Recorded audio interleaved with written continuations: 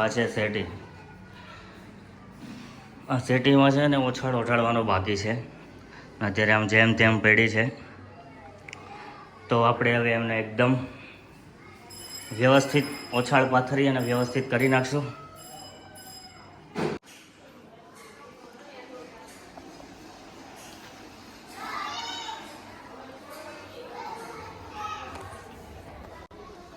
કેમ પણ થઈ ગઈ ને સેટી ટકાટક, તો પછી એમ હોય ભાઈ ભાઈ.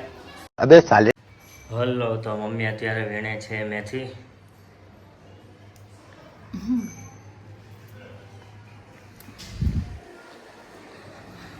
અને આપણે બહારનું વાતાવરણ જોઈએ.